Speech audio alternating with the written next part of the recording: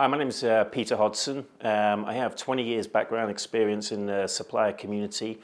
I've done most roles from the factory floor into demand planning, into sales, into marketing.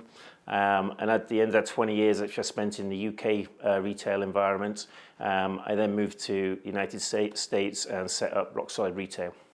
So Rock Solid Retail I set up in 2012, and the name says it all. So there's a lot of people out there that were not producing great applications and solutions to help suppliers do business with the retailers, and I wanted to embed a lot of domain expertise into some solutions that would help suppliers do business with the retailer.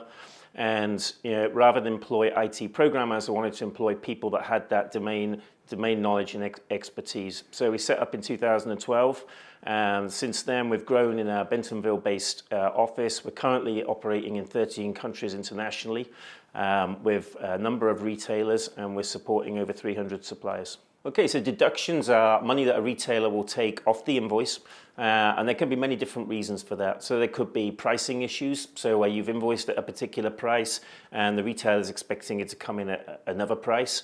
It could be on ship volume, so they didn't receive the amount that you've invoiced them for.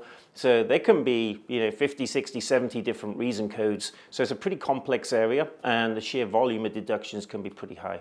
Typically, about 50% of the money that is claimed off the invoice can be reclaimed from the retailer. It's been incorrectly deducted and is disputable. And typically, the amount of claims on invoices is around 3 to 7% of the invoice sales value.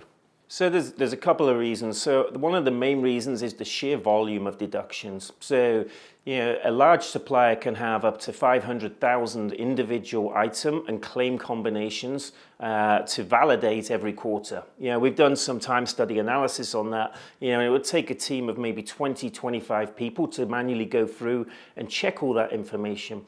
One of the other challenges you have is because of the sheer number of different reasons that they can take money, or the retailers can take money off the invoice, you have to know where to go and check all those different pieces of information.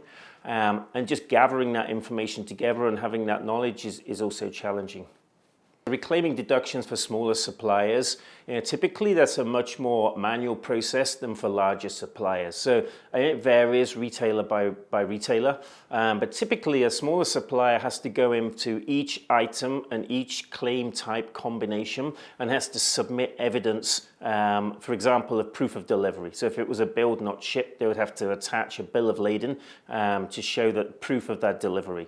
So pretty manually intensive for the smaller suppliers. Larger suppliers tend to have agreements in place, and they tend to have more of a quarterly settlement process. Again, this varies retailer by retailer, but typically they don't have to produce evidence on an item and claim combination for every single one. I mean, you can imagine if I had 500,000 item claim combinations, I'm not going to go with 500,000 proof of delivery documents, for example. So typically what they will do is they will go in with, analyze the big numbers and show evidence for the big numbers, and then they'll go negotiate on the total value based on what they've seen for a sample set of those claims. So the main reason we get claims generated from the supplier side, there's three main reasons. There's prices.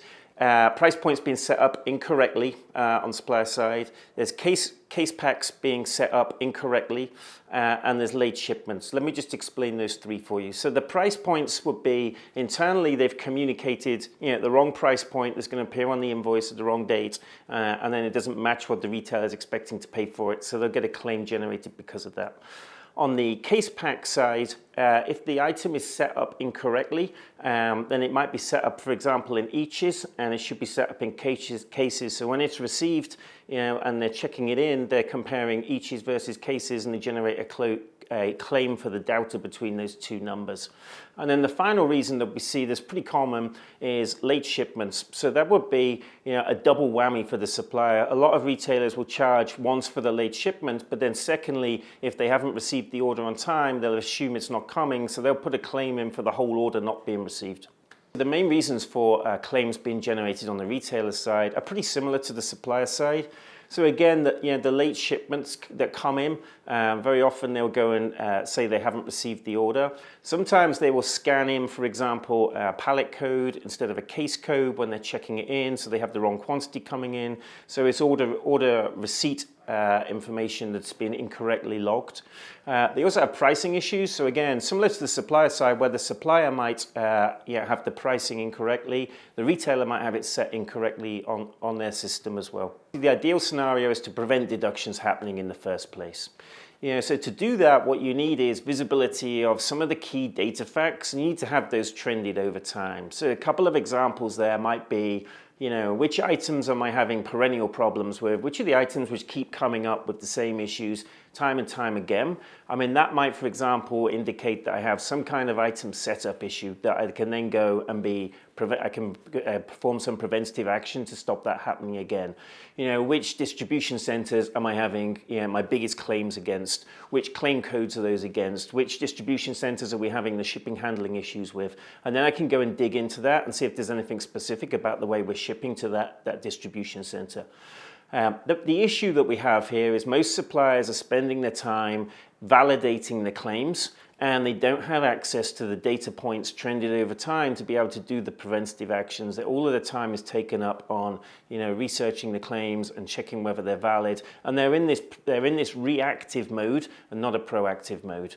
Okay, so let me talk about post-audits for a minute. So post-audits can come up, it could be 2 years down the road. And one of the challenges we have with post-audits is, particularly in this community, people move jobs quite a lot. So what you tend to find is you have a lot of agreements on emails. For example, it might be between the national account manager and the buyer where they've agreed a certain price point. And as people move roles, those emails get lost. The other thing to note as well is that the claims, for example, in a lot of the retailer systems are only available for a certain time period and then they disappear. So as you get to 2-3 years out and you have an audit response coming in, really the key to be able to manage those is to have a central repository for that data. So you have a central repository for all of those agreements, for those pricing points, for those shipping informations, for the purchase orders, for the claims that go back multiple years, and to have that data archive to be able to effectively defend against those secondary audits. What we find is a lot of the suppliers, if they don't have that information, they're just unable to defend against those secondary audits. So a lot of them are just accepting the secondary audit claim. Okay, so with all that information, where do we go from here? I mean, you really have 3 options. So one option is to hire people internally. You need a pretty large team depending on the size of your claims, but typically it can be up to 20 people internally to sift through those claims for a large supplier. Second option would be to go to outsource that to a company and use their teams and their resources to go and check through and reclaim that money for you. They typically charge between 20 and 30% to do that. And your third option is to invest in a tool that automates the checking of those deductions to free you up to look at preventative actions, invest in the tool that's kind of got the trended metrics in there and records all the history so you can protect yourself from third-party audits. So deductions for me, I mean, it's an important topic, just coming back to the first point I made, which was, this can be between 3 and 7% of your invoice sales value. Roughly 50% of that is reclaimable from the retailer. So if you think about it, it's 1.5 to maybe 3% you can put on your bottom line. Look at the sales you'd have to generate, in order to generate that kind of revenue. So it's an important topic and should be taken seriously. Thank you for listening.